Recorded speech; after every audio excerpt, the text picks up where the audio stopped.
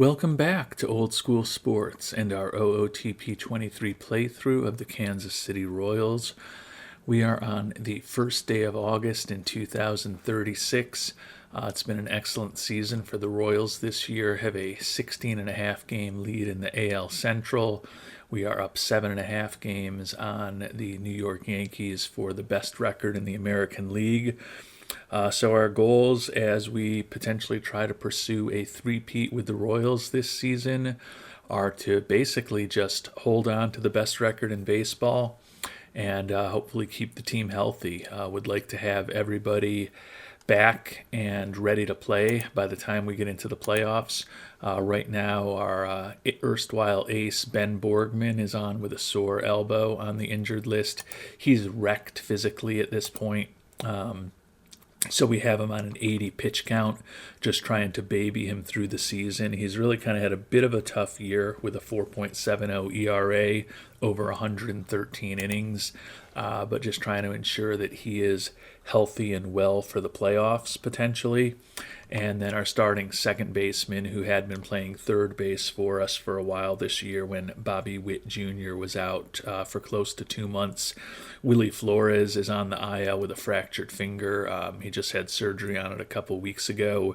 Questionable whether he will be back for the playoffs. Probably won't be available for the ALDS. If we make it to the ALCS, there's a chance that we get him back. So at this point, we just want Borgman back over the next couple of weeks, and we don't want to suffer any other significant injuries that are going to potentially have an impact on this team for the playoffs. So we'll cross our fingers that we remain healthy the rest of the way, because that's really the only big question that we have at this point. It would be unprecedented if we were to fall apart so dramatically that we don't win the division and that we don't hold on for the best record in not just the American League but all of baseball.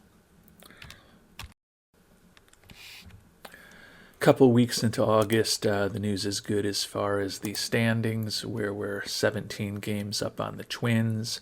Yankees playing a bit better than us recently, only up 5.5 on them for the best record in the AL.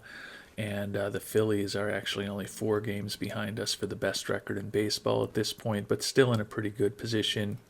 Looking at the leaderboard, Jonathan Ojeda following up his 51 home run season last year with 34 already this year, which is good for third in the AL. Javi Medina, 30 homers, 90 ribbies, 289 batting average, second in the American League in OPS. And the youngster Marco Estrada, going to be a strong candidate for Rookie of the Year, leading the American League with 15 wins and also third in the league with a 3.58 ERA. So having him develop has been a huge benefit to our pitching staff at this point.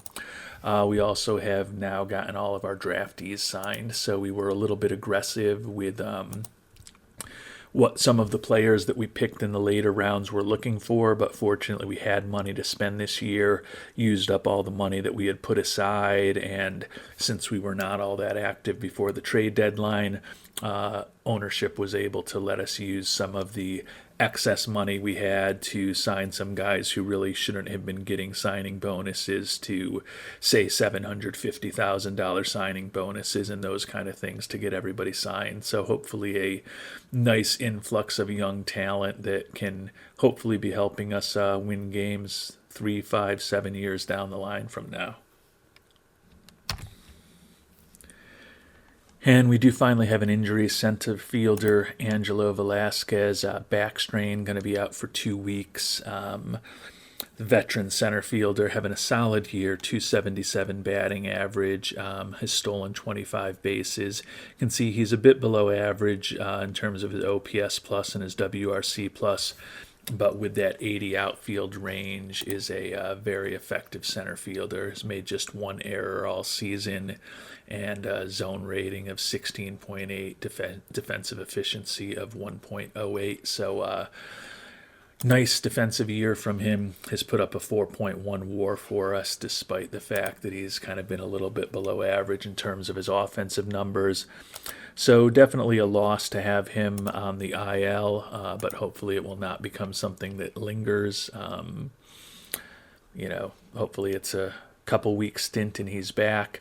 That will give us an opportunity to hopefully bring back up to the major leagues for good Jorge Lebron, who has been just raking in Omaha recently, has his batting average up to 307 with 25 doubles, 6 triples, and 20 home runs in 423 at-bats. We've just been waiting to kind of get him back to the majors. I think he's a better player than Mike McNeil, who will probably be looking to trade this coming off season. McNeil does have 11 home runs and 233 at-bats, so he's a pretty productive offensive player also. But LeBron is a little bit younger and a little more dynamic. So we're going to have to start making some decisions in this coming off season to kind of pare down the number of quality outfielders that we have, which is a good problem to have. You can see LeBron is actually going to plug right in and bat leadoff and play center field for us. So will be a good opportunity over the next couple of weeks to get him some regular playing time in the majors.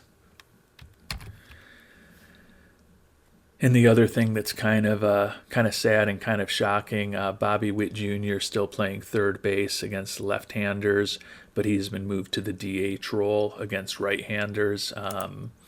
You can see that he's really deteriorating pretty rapidly in terms of his batting ratings, hitting just 211 this year with 15 homers and 303 at-bats. His infield range is just collapsing at this point. We signed him a couple years ago to a long extension. He made $40 million last year, and it's obviously a bad contract at this point. I think the only thing that we do have potentially going for us is that his skills are deteriorating so rapidly. He may retire in a season or two, which is disappointing because wanted to kind of see him put together a Hall of Fame career, which he very well still might have, but I think it's unlikely that he's going to have put together a first ballot Hall of Fame kind of career. Even a season or two ago, he had an outside shot at 3,000 hits and 400 home runs, and right now both of those milestones seem pretty unlikely unless his skills improve, but the OSA has him a little better than our scout at this point, but he is dropping off the map in terms of his skills pretty rapidly here in his mid-30s. And we just got a pop-up that we got disconnected from the server. Hopefully that doesn't have any long-term impact on our challenge mode game here with the Royals. Would hate to have some issues here after we're in our 15th season of this game. We've made it to September 1st, so September roster expansion is in front of us at this point. The Royals just continue to chug along, 91-48 record, up by 21 games on the Twins and 22 games on the Tigers here in the AL Central. And it looks like the Yankees and the Phillies are the closest teams to us in the standings. And looks like we've got a 8-game lead on both of those teams. So going to be pretty unlikely at this point that we aren't going to have a home field advantage throughout the playoffs. And you can see here on September 1st, our magic number for the AL Central is already down to 2 games. So hopefully we will wrap up the division relatively quickly. Mentioned just kind of want to avoid any new injuries. Velasquez hopefully will be back in about a week. Willie Flores certainly looks like he'll be missing the start of the playoffs. Hopefully no other serious injuries over these last few weeks of the season. Jesus Mercado day-to-day with hand soreness, which influences his throwing. May just, I don't want to put him on the IL, but given that we'll be able to bring up another pitcher right now, probably am going to just bench him for the next week to hopefully ensure that that doesn't turn into anything more serious than it is. 26-year-old who was one of the players we picked up as we started trading away some of our excess outfielders last year is still a big part of our future plans as far as an arm out of the bullpen, and he's had a nice year with a 2.57 ERA, 87 strikeouts over 73 and two-thirds innings pitched, and was named an all-star for the first time for us. So that has been a nice trade, bringing him on board when we got rid of Israel Gutierrez, and that's a trade that's worked out for both teams. Gutierrez was a corner outfielder who was at best going to be a fifth outfielder with us, given all the talent that we have, and he's hit 278 with 20 homers and 60 runs batted in now that he's getting regular playing time in Seattle. So trade that worked out for both sides, which is nice to see. We are going to kind of figure out who we're going to bring up right now, and we'll let you know what we decide. On the pitching side, we're going to bring up Andrew Bonds. He did spend a couple games with Kansas City earlier this year, had a 27 ERA, and he hasn't been great in Omaha with a 4.28 ERA. If it wasn't for injuries, we would have brought up Bryce Hubbart, who we sent down a couple weeks ago when Ben Borgman came off the IL, but he's now out with a herniated disc for 4 weeks. So unfortunately, Hubbart's ability to join us for the push for home field advantage is non-existent given the length of his injury. And as far as the offensive players, we're going to bring up Orlando Soto. This is a guy who we thought was going to have a pretty prominent role as a fourth or fifth outfielder for us a few years ago, and then with just the incredible outfielders that we've developed over the last couple years, he's spent the last 2 years completely in Omaha. You can see he hit 335 and 170 at-bats with us in 2034 and has not been up since, but good potential pinch runner, good defensive substitute in the outfield, and he hit 311 this year in AAA with 27 doubles, 8 triples, 13 homers, and 30 stolen bases. So hopefully he'll be able to give us a little bit of offense off of the bench as well.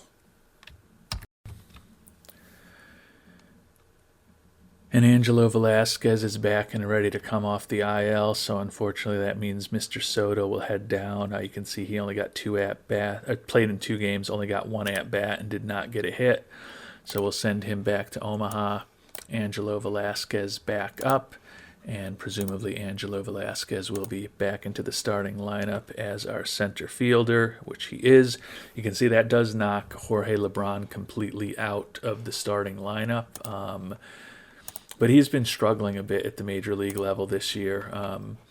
71 at-bats, and he's hitting just a .197 with no home runs. So I think it's okay that we don't play him as regularly over these final weeks of the season.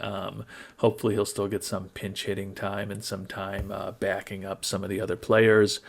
And as I said, I still think we're going to probably move on from McNeil, or I guess possibly Avelar after this year, to open up some space in the lineup for LeBron.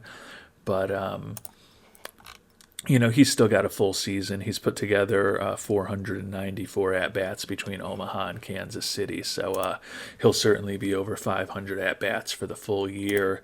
And looking at his profile now, still maybe just one notch of discipline as far as his eye that he still hasn't developed. And I think that he'll be able to develop that just as well here in the majors at the age of 24 as he probably would in AAA. Another week in the books, and Flores is the only one on the IL. You can see he's still got 4 weeks left, so he's definitely going to be missing the beginning of the playoffs at least. We have clinched the division at this point. Obviously, 23-game lead on the Tigers, 23.5 on the Twins, and we are 6 clear of the Yankees for the best record in baseball. So getting close to not having a ton to play for, except hopefully remaining healthy. So we will cross our fingers that there's no significant injuries for these Royals over the final couple weeks of the regular season. Looking at the schedule here, you can see we've got about 2.5 weeks of baseball left, and we're going to finish with 6 games at home against Minnesota. So, as I said, not playing for a lot at this point, just want the team to be healthy. Another week in the books, and the Royals are not playing well. We've lost 4 in a row, 3-7 in our last 10, and that's enabled the Yankees, who had won 8 in a row before losing their last 2, to really start closing the gap on us. We're only 2.5 games up on them at this point for the best record in baseball and the best record in the American League. So did not expect to be playing potentially meaningful games here down the stretch, but it looks like we are. Again, I think the main priority is to hopefully keep the team healthy. Right now, there's no one on the team that's even nicked up at all. So that's a bigger goal. But certainly want to hold on to the best record in baseball. It's been a magical year for the Royals thus far this season. But the month of September has been a little interesting. You can see we're 5-9 here in September after having a winning record every month of the year thus far. Still have the best offense in the American League, and we're tied for the 5th in runs allowed. So offense is great. Pitching is above average, and that's combined for a 96-57 record. But we've definitely outplayed our Pythagoreans, so I guess you could say perhaps over the last few weeks we've just kind of been coming back down to earth a little bit. But definitely want to hold off the Yankees to ensure that if we face them in the ALCS again this year, that we will have the home field advantage again. And we are now in the closing days of the season, 3 games left. Kind of amazing that we're struggling to get to 100 wins with the way this season was going. The month of September hasn't been good, and we're only a game up on the Yankees now here in the final week of the season for home field advantage in the American League and home field advantage throughout the playoffs. So these final games matter. You can see we're 3-7 over our last 10. So definitely not closing out this season the way that we would have liked. Fortunately, in the AL West, Seattle or Houston's going to win with 85, 86, maybe 87 wins. So we'll still have a first-round playoff bye, even if the Yankees get past us. But after the incredible season that we had, it's a little frightening to be falling apart here in September with just a .400 winning percentage and 8-12 record. Still lead the AL in runs scored, but we're down to 6th in terms of runs allowed. So obviously positioned pretty well. Couple weeks left for Flores on the IL, and nobody on the roster is banged up. So the goal is to hopefully win at least 2 out of these final 3 games against the Twins, which will likely mean that we'll have the best record in baseball, and to also avoid any significant injuries. So we'll see how that goes over these final days of the season. Just surprised how close it's become for us to hang on for the best record in baseball. A little bit surprising and a little bit disappointing, but won't be as disappointing as a season-ending injury for one of our big players over these last 3 games of the year. So that's the main thing that we would really like to avoid here. And I'd also like to avoid my computer taking forever. Okay, an 11-4 win over the Twins, so that's good. Get to 100 wins. Looking at the standings, the Yankees actually lost one, so now we are up 2 on the Yankees with 2 games to go. So should be able to potentially clinch the best record in baseball here today against the Twins, but we lost 3-2. So now the Yankees back within a game of us. Still got something to play for. I guess we can check on our record against the Yankees in case it comes down to a tiebreaker. And it looks like we do have a 4-3 record against the Yankees this year. So I think that means that we have clinched home field advantage, because with one game to go, the best that they can do in the standings is tie us at 100 wins. Would like to get the W this last day of the year just to finish on a little bit of a high note. Eddie Chivera, our fourth starter, is going, trying to get him to 10 wins on the year, which would be nice for him. You can see that our rotation has kind of been mixed results this year. Caleb Lagerwell was on the IL for a while, so 3.10 ERA, but only 9 wins. Ben Borgman's struggled for us, 5.34 ERA, 8-5 record. We've gotten almost 150 innings from him, so given that he's wrecked, can't complain about that. But it does seem like the fact that his fastball has fallen off is making him a lot less effective as a starter than he was not all that long ago. So, his stuff still looks like it's positive overall, still has pretty good control, but his movement is down and he's never thrown all that hard. You can see he's given up 26 homers in the 148 and a third innings. You contrast that to just 2 years ago when he won the Cy Young Award. He pitched 75 more innings and gave up 10 fewer home runs. So that explains a lot of the difference between his ERA being almost double what it was. That said, his SIERA is 3.44 and he's still put up a WAR of 1.3. So he hasn't been great, but he certainly hasn't been as bad as his numbers look.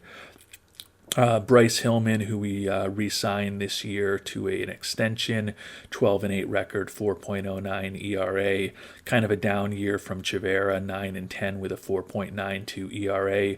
And then Marco Estrada has really slowed down recently, maybe caught a little bit of exhaustion as a rookie, pitching more innings than he's pitched since a couple years ago in high A ball. Going to finish the year with 185 innings pitched, but his ERA has ballooned to 4.04. The 16-4 record, very good though. 2.0 WAR, 392 SIERA. Only 11 starts because Bobby Crosby has used him as a follower for big chunks of the season. That is what it is. But it's going to be an interesting playoff run. The starting pitching does not look as dominant as it has in past years, but I still like our odds. We're potentially one game away from being the best team in baseball, and we're one game away from heading into the postseason relatively healthy, with the exception of that fractured finger that Willie Flores has been dealing with for the last few months. So we do get a win in the final game against Minnesota in 10 innings. So that means that we do have the best record in baseball. Doesn't look like there are any new injuries, which is good news.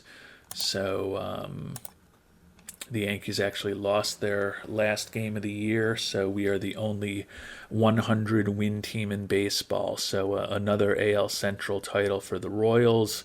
I believe at this point that is 10 of the last 11 years.